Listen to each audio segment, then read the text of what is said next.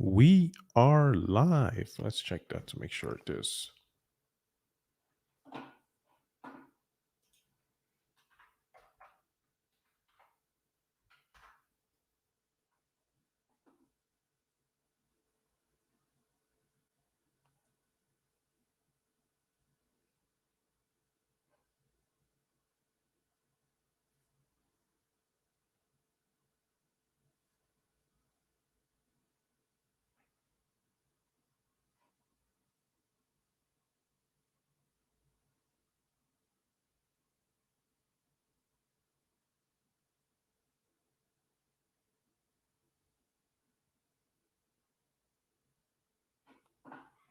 I think I've found the right song for this. I'm really liking this music. Because that thing. Let's play it.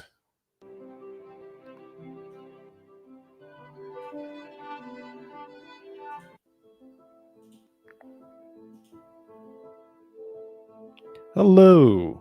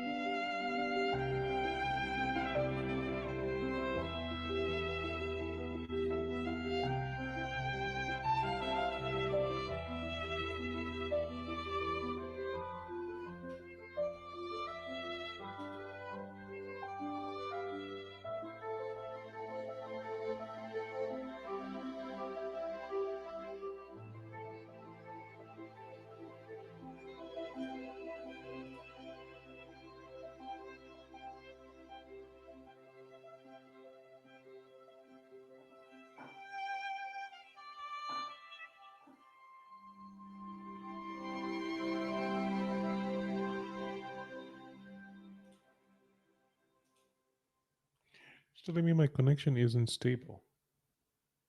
I heard you packing up your bags and moving on. All right, I think we're fine. You're gonna do it. Welcome to this live. Where's the camera? Welcome to this first edition of the live mass. So for the next 10 days, I know it's very small. It's very, very, very basic challenge. For the next 10 days, what is going to happen is that we're going to do a short live, probably 30 minutes, maybe even less. I always think the lives have to be like 1 hour. They don't have to be 1 hour. They can be 30 minutes. They could be less. So that you can watch it. If you're watching this after it's done, good for you. Show up here at 7:30 Mountain Standard Time. So that may be different. So 7:30 to 8, just so I can get ready for work and everything. But yeah, welcome. So you've seen the title. It's about, what is it about? How are you preparing for 2022? The reason why I put that particular question up there is I was going to put like, live mass, what live mass about. Let's talk about it and discuss what it is and then give you a prelude to what this all is. But first of all, it's the 1st of December. I don't like people who do the whole Happy New Month thing. I mean, let me rephrase that. Maybe say I don't like people who do Happy New Month thing. Hey, Ma for Glory, are you watching the stream? Is it clear enough? Can you hear me?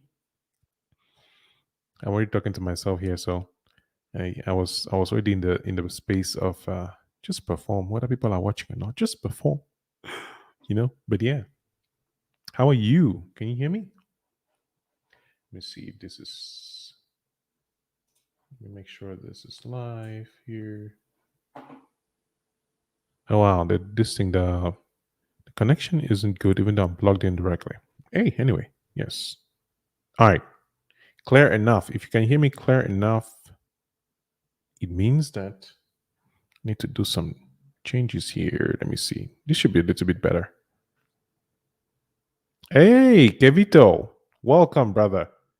Hey, I was just watching this moments earlier. I was looking at the video you made for the iOS 15.1 legacy content. That was a pretty, I think it's a very important video too for people who don't know about these things. So that's pretty cool. Let me check out more videos on your channel. Thank you for hanging out. Great, Glory. I'm good. I'm doing very well. So, since you're already here, let's begin. So, I'm doing a live mass. On YouTube, people do vlog mass where they basically vlog for what days leading up to Christmas, right? And what I decided to do is I'm going to do a live mass. So I'm going to do a live show that would last for 10 days. You're welcome, Kevito. A live show that will last for 10 days where for 30 minutes every morning, 7:30 to 8 Mountain Standard Time, maybe earlier because I realized I could have started. I wake up at 5 and I edit, and then I'm trying to get some writing done as well. So I'm still working the kinks of the schedule, but for now it's 7:30 to 8. And I had an idea to do three things. Actually, go through the books that I go through on a daily basis. There is The Daily Laws by Robert Greene. There is The Daily Stoic by Ryan Holiday and Stephen Hanselman. And then there is a New King James Version Study Bible. I'm not going to go through the Bible because I am looking for a book that can allow me to know which verse to pick per day. So usually I go to the Bible, I'm ashamed to say randomly, and just find what works for me at a particular time. So we're going to stick with just two books. We're going to start with the Daily Stoic and then move to the Daily Laws. And the idea is to just prime ourselves for the day. So it's like a morning show. Consider this a morning show where you get some ideas of how to lead your life for that particular day, borrowing wisdom from people who are smarter than me. So today is the 1st of December. I hope your month started well. I don't like people or when you get the whole Happy New Month and yeah, that I don't like it. I received just one of those messages this month, so I think my contacts are learning to appreciate that I don't deal with that well. But yeah, so how are you doing, Glory and Kevito? Kevin, how you guys? Well, I'm looking for this page. I'm not wearing my glasses. I'm trying to read. You don't really reach evening, so it's evening. Well, you know what? Um, yeah, let's see how we can make it work. I mean, if it's evening, they can use the evening to prepare for the next day, right? Either way, it's either I do it in the evening or in the morning. Oh, nice, Kevin. You're well. Can't complain. It's really cool. I wanted to put some music in the background of this. I started with some. What I've noticed is that when I stream and then I put music, I have to go back and change the settings, which I often forget. So the video goes up and people are watching. It's not monetized because I didn't have to wait for the copyright to clear from music bed and all that stuff. So let's try to do it without music and then see how it goes. And let me wear my glasses before I get confused here. All right. Much better. Oh, wait, the computer's in front of me. Wow, I wasn't, oh my god. Okay. December 1st for the Daily Stoic. Let's read that. Oh, I can't believe, actually, I can. I want to say I can't believe it's the last day of the month, last month of the year. It's gone by pretty fast, hasn't it? Yep. And November is also a short month. It's like 30 days. At work is getting really, really intense. The next couple of days are going to be intense. That's why I wake up early, try to do my own things, and then get all of this content creation out of the way before I start work. All right. So, December, meditation on mortality. December 1st, pretend today is the end. Let us prepare our minds as if we'd come to the very end of life. Let us postpone nothing. Let us balance life's books each day. The one who puts the finishing touches on their life each day is never short of time. Seneca. Moral Letters 101, 7b to 8a. That is the verse. Sounds like a Bible scripture. It's not. It's from Seneca's Moral Letters. All right, so the explanation goes as follows. Live each day as if it were your last is a cliche. Plenty say it, few actually do it. How reasonable would that be anyway? Surely Seneca isn't saying to forsake laws and considerations to find some orgy to join because the world is ending. A better analogy would be a soldier about to leave on deployment, not knowing whether they'll return or not. What do? They get their affairs in order, they handle their business, they tell their children or their family that they love them. They don't have time for quarreling or petty matters. And then in the morning, they are ready to go, hoping to come back in one piece but prepared for the possibility that they may not. Let us live today that same way. Hmm. What do you think of that? The reason I like to start the day with daily stoic is because I do really want to. What do I do? I've actually embraced many aspects of stoicism as my life has given me many reasons to work with different things, and it's often an opportunity to find things like this. Yeah, everybody says live as if your last day. YOLO, you only live once, etc. But do we actually apply that on a daily basis? I wonder if I even do it myself. I wonder if I actually do my affairs because, of course, when you're preparing, you're going for a job, your hope is that you will stay there for a long time. You have a relationship, your goal is that you'll be together for a long time. Like everything, we live as if we're going to live forever. But the idea here is that we should think about it as though, yeah, prepare for the best, hope for the best. But if it doesn't happen, be prepared. Be prepared. So that is the first one. I usually do really long streams, and now I'm trying to rush over this one, I think. But let's not rush. Let us get to the next one. Yeah. Let me see here what Kavita says. I know I have not. I've thought about it and could never bring myself to it. Yeah. It's, I think the beauty of being a human being is that as much as we are aware of our faults, our weaknesses, our shortcomings, we also have the capacity to be able to overcome them. For me, anyway, like my own personal things that I've learned so far is that when things don't work out and I feel bad about them, there's always this moment where I question, I'm like, okay, how can I learn from this? How can I use this to my advantage? You know?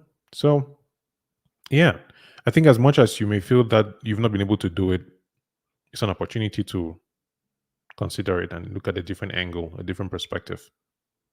So I'll just say don't beat yourself up, which I don't think you do. You're really working hard, you're putting all this effort and creating content. So don't beat yourself up. Learn from the past and then, work on it. That's what I think.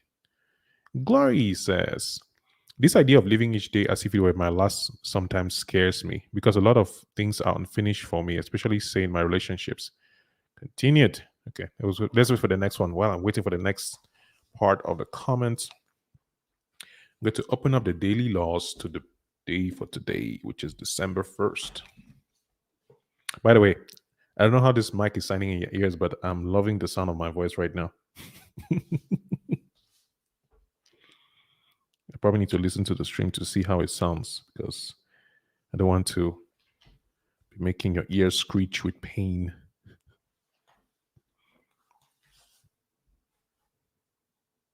I probably have to read these things on my own because the way I read, I would read a piece and then pause and just think about it for a bit.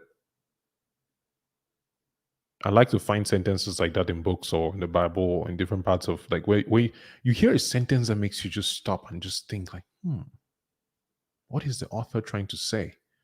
How have I accomplished this in my life? How have I been able to use this? What did I do that this can be a fuel to help me grow?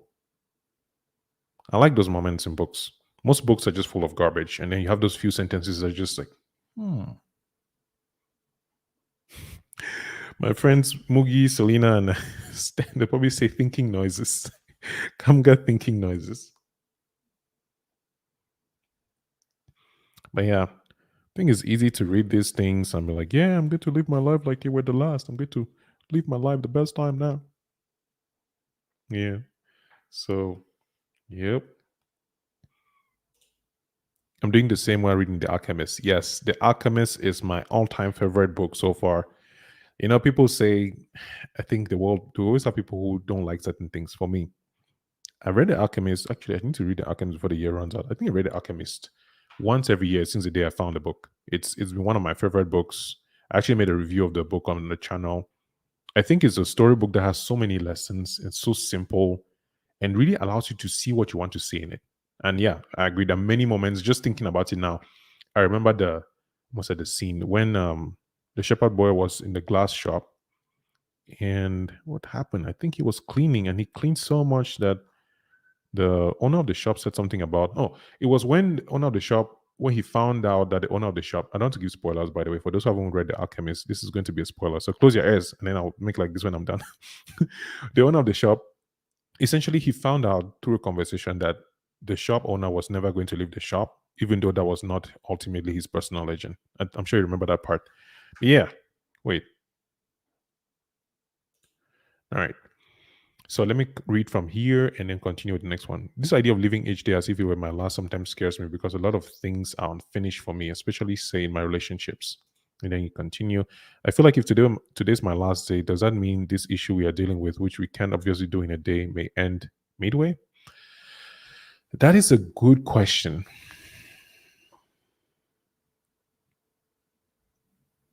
For me, what this brings up is considering what is really important to you. I was talking with a friend yesterday, and this a similar situation came about being overwhelmed by a lot of things and trying to get a bunch of things done and relationships and finances and health and habits and just being an overall better person and improving and growing or going back to habits that were good. And what I was trying to say, which I don't think I succeeded in saying, was that you need to be able to define what is success for you in terms of like your goals. You need to find out what are your metrics. For example, I started a new job 2 months ago, and it's getting pretty overwhelming as time goes by. In fact, this month, December, is going to be probably the most overwhelming month that I've had in a long time. But part of me is actually excited for what I'm going to learn, and also because I have an interesting manager who sets clear, like, okay, these are the important tasks that need to be completed. Yes, you have a bunch of projects, you have a bunch of other things that are working on, you have a bunch of things that have to be done. You're getting queries on a daily basis, but here are the key metrics that you need to be focusing on.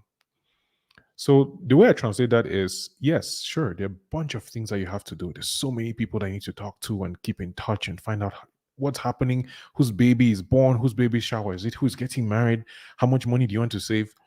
But ultimately, you need to find out what are the things that are important to you, like things that are really important to you. I think in conjunction, you have to also find out what are the things that are not important. One of my most my I've noticed that one of the phrases that I really enjoy or I've been using a lot recently is that's too much work. But I wake up at 5 a.m. I'm building a routine. I'm planning for the next year. I'm working on the things I want to work because for me, making sure my finances are right, my family is okay, my health is okay, I'm doing a good job, I'm working towards my goals. There are few things that are very important to me. A majority of things are not.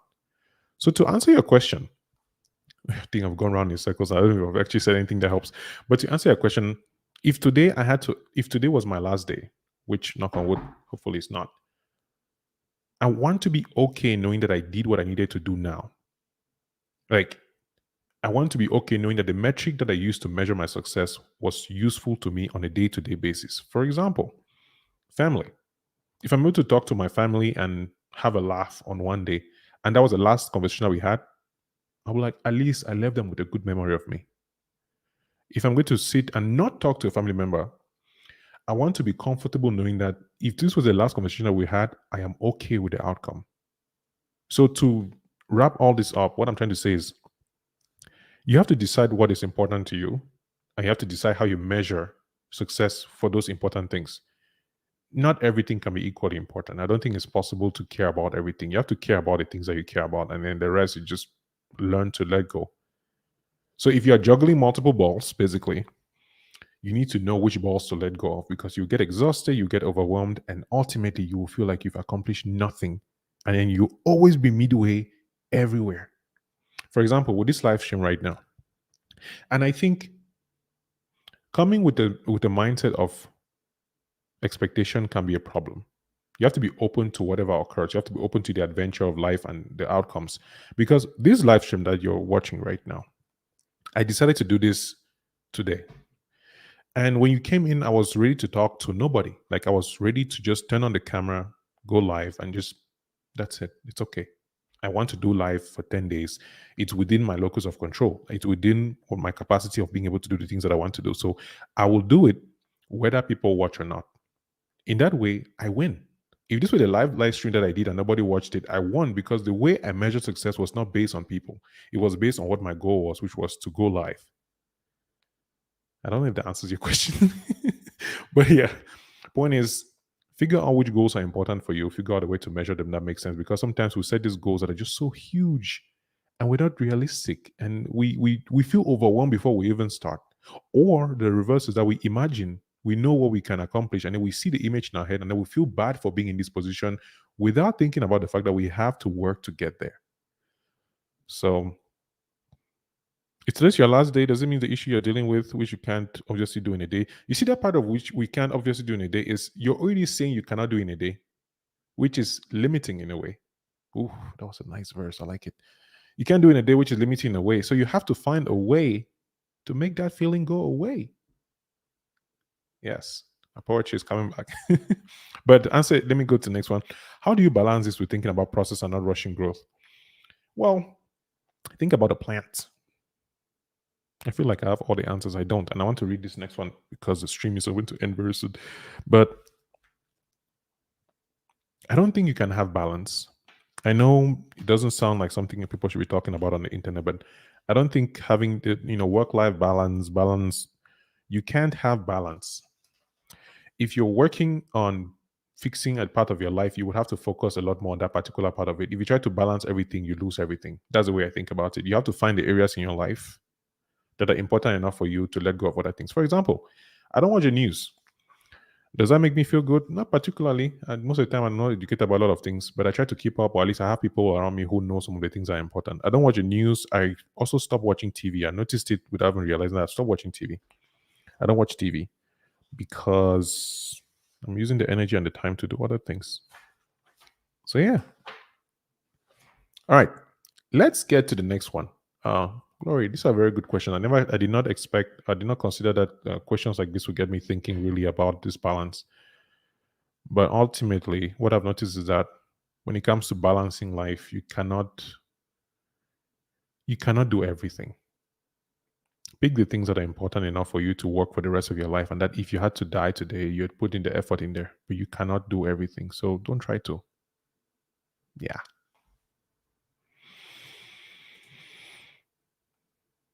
Oh, how to balance Seneca's code. You know what? I missed it completely. Emerson, hello all. Multitasking is a myth.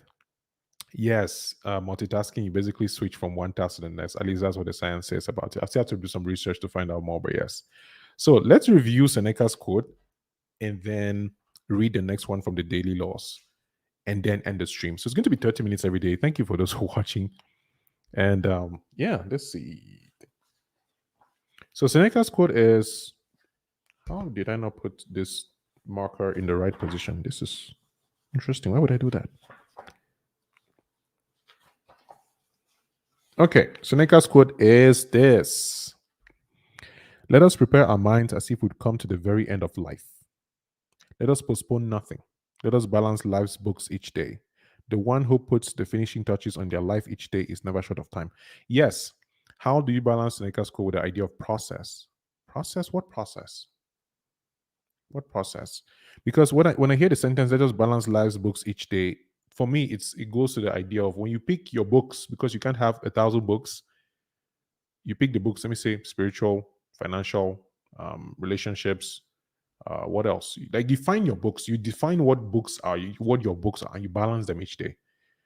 If I know I have a problem or I'm not in good relationship with somebody that I care about, and one of my books is relationships, then my job on that day is to reach out to this person and say, listen, I've thought about our conversation for the past 30 minutes or whatever time, and I don't feel comfortable knowing that I'm going to bed and I don't feel good about the way things ended. Can we talk about this? Can we sort this out? So I think it goes beyond process. I think it goes for you to rush the things that need to be rushed. I think there's a phrase I've forgotten the phrase, something about patience, but is it aggressive patience? I've forgotten the phrase. It's like two words that don't work well together, but the idea is that You go aggressively towards the things that take a long time. But yeah, let's prepare our minds as if we would come to the very end of life. Because if you think about it, about selecting, I may not actually read this one, I'll just read myself. If you think about selecting your books and defining what is important to you and focusing on those things that are key to you, then when you prepare our minds as if you come to the very end of life, is you focus only on the things that are important. It means a lot of things you would not care about them. I think the problem is that we try to care about too many things. Then they're just, I don't think we can handle it. There's just too many things that we try to care about. We shouldn't. And it does postpone nothing. If you need to apologize, then you don't postpone apology. If you need to express a feeling of dissatisfaction, then you don't postpone that feeling of dissatisfaction. If you need to go after your goals and make a YouTube video and do a live stream, you don't postpone. You wake up and you do it. Because I think even if you don't accomplish that goal of getting 10,000, 100,000 subscribers and doing YouTube full time, you have done your part. It goes back to where can you actually accomplish the goal? If you apologize and the person doesn't take the apology, then there's few things that you can do about it, right? So I think it's really key in thinking where, yeah, I need to think about this, but you need to really think about the things that are important to you because you cannot just have that balance. It doesn't, I don't think it works. Yeah. The one who puts the finishing touches on their life each day is never short of time.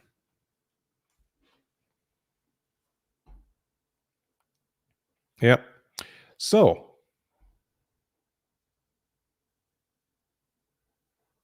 yeah. Let me see here. Thank you for answering my question. Oh, you're welcome. I am glad. Going aggressively towards the things that take time. That helps. Thank you, Tchassa. You're welcome. You're welcome, Mavo. Part of growing up, we realize you can't be a firefighter, a lawyer, and a doctor. Yes. I mean, there is, I think the first time I heard this quote was from Sean Cannon on YouTube. I'm sure I don't know if he was the one who actually who initiated the quote, but it was, you can be everything, but not all at the same time. So yeah, you can be a firefighter and then you stop and then go to law school and become a lawyer and then you stop and then go to, medical school and become a doctor. It's very possible. Yeah. It's very possible. But you cannot do all of it at the same time. Monsieur Thomas, what you are depicting is one of the greatest questions within the Bible. We cannot predict the future as the future belongs to God. Indeed, we can't. We can try. We can try. We can prepare, but we cannot predict it. All right, let's go to December. This is for last I'm reading is the daily laws. I have to end this very soon and get ready for work. But so I'm going to read and then I don't think we'll talk about it. It's just for your listening pleasure. December, the cosmic sublime, expanding the mind to its furthest reaches. You determine the quality of your mind by the nature of your daily thoughts. If they circle around the same obsessions and dramas, you create an arid and monotonous mental landscape, and this secretly makes you miserable. Instead, you must seek to radiate your mind outward to unleash your imagination and intensify your experience of life. And the furthest you can expand the mind is by connecting it to the cosmic sublime. Consider the limitlessness of space and time, the unspeakably awesome chain of events triggered by the Big Bang. Return to the very origins of our planet by visiting certain primal landscapes. Think of the infinite nature of the human brain as a mirror of the infinite cosmos. Meditate on our common mortality. You are, in fact, surrounded every day by endless marvels, and to the degree you let them into your daily consciousness, you expand your mind and reinvigorate its immense powers. The month of December will help you expand your mind to its furthest reaches, the cosmic sublime. I like that. And I think you can replace the cosmic sublime with God. That's what I think. So let's see what December 1st actually says. We have death. It's funny. We are reading earlier about the one in the Daily Stoic. Seneca was talking about preparing as if it were your last day and hoping for the best. But first sentence in December 1st for Daily Laws, Robert Greene, is death. It's our greatest fear, but this fear has effects we are not even aware of. It infects our mental life in general. It secretly instills a fear of life, Much of the latent chronic anxiety that plagues most of us is rooted in the inability to confront our mortality. We live in a culture that takes death denial to the extreme, banishing the presence of death as much as possible. If you go back hundreds of years, you could not have failed to see people die in front of you. You might see it on the streets or in your home. Most people had to kill their own food. You saw animals being slaughtered in front of your eyes. Death has a presence. It was constantly there. And so people were thinking about it all the time. And they had religion to help soothe the idea of their mortality. We now live in a world where it's the complete opposite. We have to repress the very thought of it.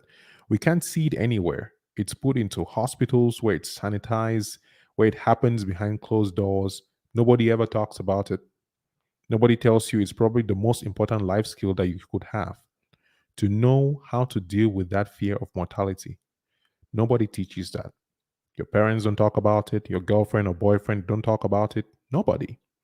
It's a dirty little secret, and it's the only reality we have. We are all going to die. So if you're in denial of it, if you're repressing it, which most people are, it comes out in secret ways. It makes you anxious in your daily life because you're not dealing with the one most important thing. You don't realize it, but it's infecting you in your day-to-day decisions, how you interact with people. It's very simple. You need to confront this fear and find ways to transform it into vitality and power. Think of it this way. You could die tomorrow. You have no control over this. You could be wrong. You could be 24 years old. People die young all the time.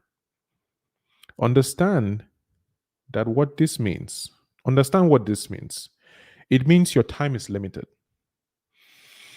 You don't have these vast decades of life in front of you.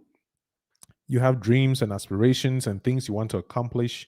Knowing the shortness and precariousness of life gives you a sense of urgency. It makes you also appreciate everything around you that you see. It makes life more vivid and intense by understanding that any day now, it could be tipped away from you. I personally had this brought home to me like a slap in the face. 2 months after I finished The Laws of Human Nature, I suffered a stroke. It was a rather severe stroke in which I was very fortunate to survive and not have permanent brain damage. It was just a matter of minutes and then it was all over. I was in a coma, and upon waking from that, the whole left side of my body was basically paralyzed. Movement slowly came back, but I had to confront this reality just after I wrote the chapter on meditating on our common mortality.